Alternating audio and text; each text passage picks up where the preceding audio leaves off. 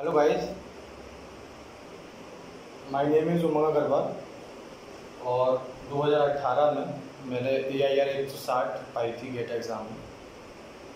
आज हम लोग डिस्कस करेंगे GATE engineering service exam CSC का जो ऑप्शन आता है EEE का, इलेक्ट्रिकल इंजीनियरिंग का, और अन्य दूसरे जो इंजीनियरिंग एग्जामिनेशंस होते हैं उनकी तैयारी कैसे की जाए। और हम अपने इस YouTube चैनल में आने वाले समय में सब्जेक्ट वाइज लेक्चर्स भी लेके आएंगे, जिससे आप लोगों को तैयारी करने में आसानी। सबसे पहले तो हम लोग जान लेते हैं कि कितने सब्जेक्ट्स होते हैं हम लोग के इंजीनियरिंग एग्जामिनेशन में। तो एक होता है control system, signal system, network, digital electronic, electromagnetic theory, electromagnetic measuring instruments, microprocessor, electrical materials, engineering mathematics, power electronics, electrical machines, power system protection, analog electronics, digital communication and analog communication. अब ये सभी subject हैं।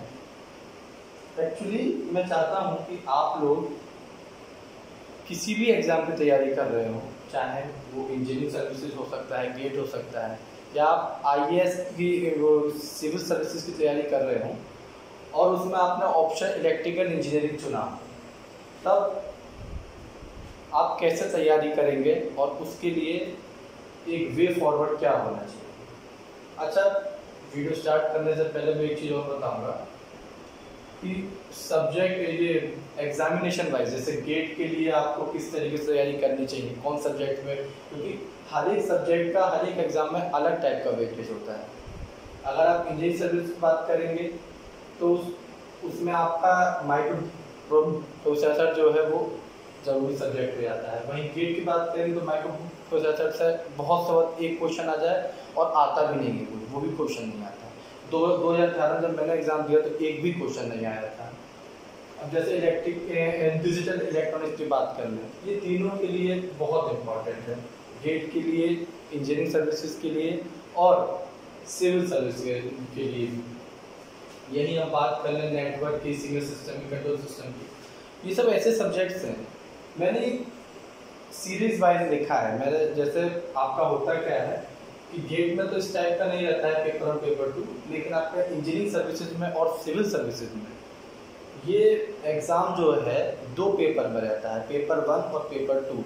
तो यही subject को सभी को 2 part में बांट दिया जाता है। कुछ सब्जेक्ट को पेपर 1 में लेते हैं, कुछ पेपर 2 में लिए जाते हैं।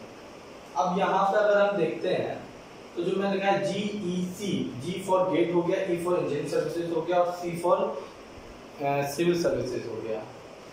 अब हम लोग थोड़ा सा जान लेते हैं कि ये सब सब्जेक्ट्स में किस टाइप से हम लोग आगे फॉरवर्ड करने वाले हैं, कैसे कैसे पढ़ाई करेंगे। एक्चुअली क्या है कि ये 5 से 6 सब्जेक्ट जो है, control system, signal system, network, digital electronics, electromagnetic theory, electromagnetic measuring instruments, microprocessor, electrical material और इंजीनियरिंग मैथमेटिक्स, ये सब कुछ आसान से सब्जेक्ट्स में आते हैं।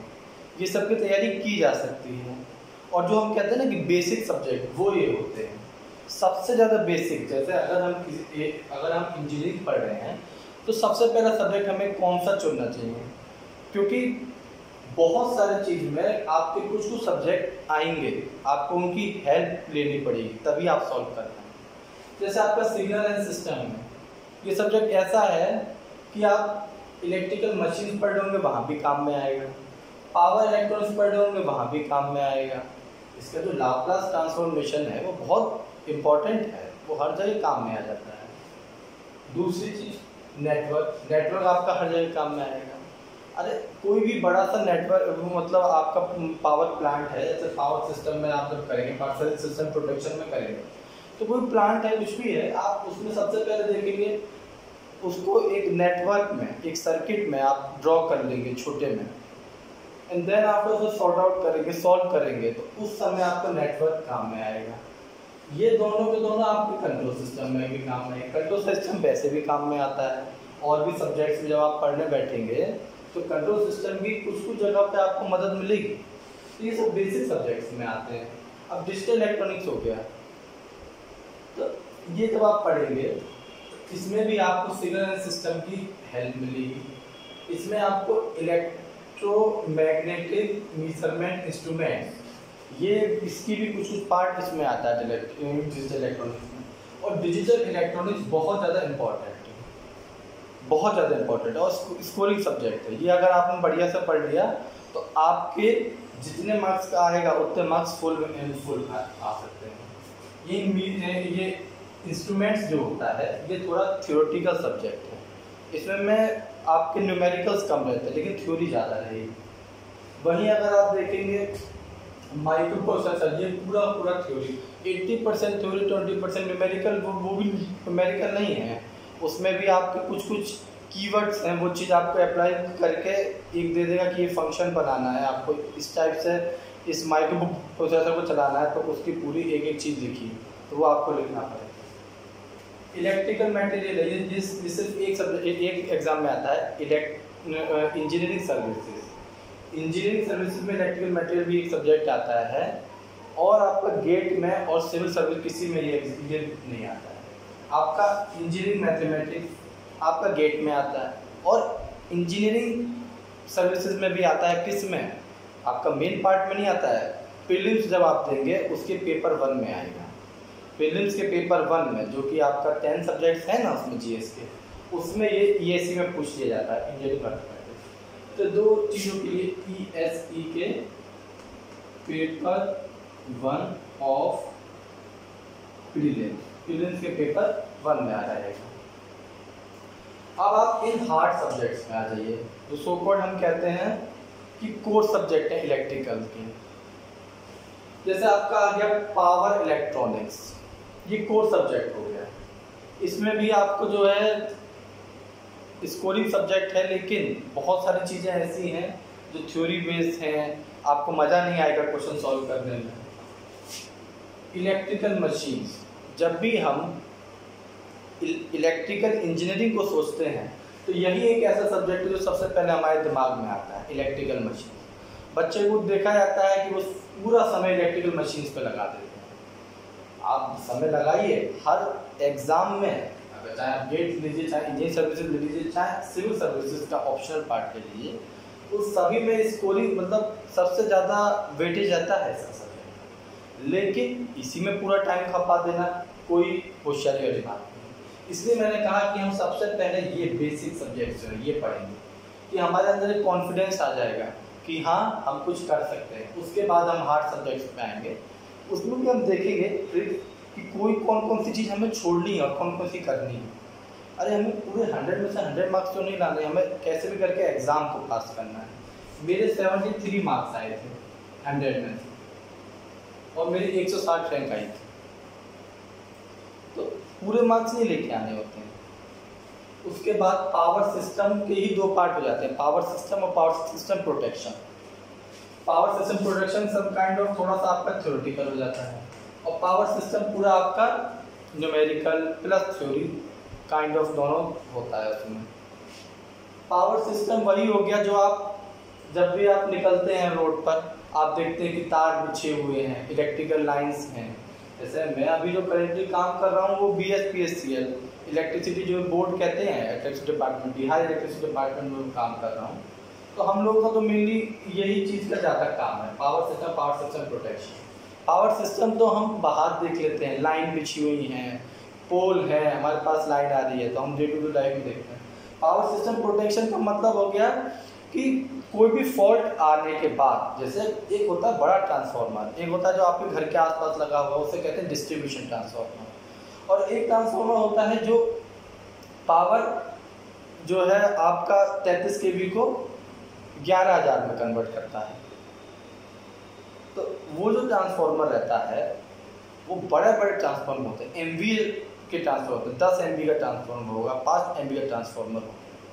अगर कोई भी फॉल्ट हुआ और उस पर इफेक्ट आया, जैसे आप अपने घर में देखते हैं, आप MCB लगाते हैं, कि कोई भी शॉर्ट सर्किट हो जाए तो एमसीबी पहले गिर जाए और कोई चीज़ पर मेरा इफेक्ट नहीं है। ऐसे ही हम अपने उसमें इतनी सारी चीज़ लगा के रखते हैं, आगे जब हम सब्जेक्ट पढ़ाएंगे तो आपको दिखाएंगे कि लाइटिंग अरेस्टर लगाएंगे, इंसुलेटर लगाएंगे, आइसोलेटर लगाएंगे, वीसीबी लगाएंगे, रिले लगाएंगे, बहुत सारी चीज़ लगाएंगे। क्यों लगाएंगे? जिससे कि मेरा वो ट्रांसफार्मर जो है प्रोटेक्टेड रहे, उसमें कोई दिक्कत नहीं आए। हम लोगों को स्पेशली गाइडेंस दी जाती हैं। अगर ट्रांसफार्मर में आपके कोई भी दिक्कत हुआ, पावर ट्रांसफार्मर में, उसे पावर ट्रांसफार्मर कहा जाता है, जो बड़ा ट्रांसफार्मर होता है, तो आपके ऊपर कार्रवाई डीपी डिपार्टमेंटल प्रोसीडिंग चालू हो जाती है। तो मेन हम लोगों का जो काम होता है कि बहुत महंगा रहता है। अब इसके बाद हम आ जाते हैं एनालॉग इलेक्ट्रॉनिक्स। अब ये सब आपके इलेक्ट्रॉनिक्स सब्जेक्ट के आ गए, ये 3 subject, analog electronics, digital communication और एनालॉग कम्युनिकेशन।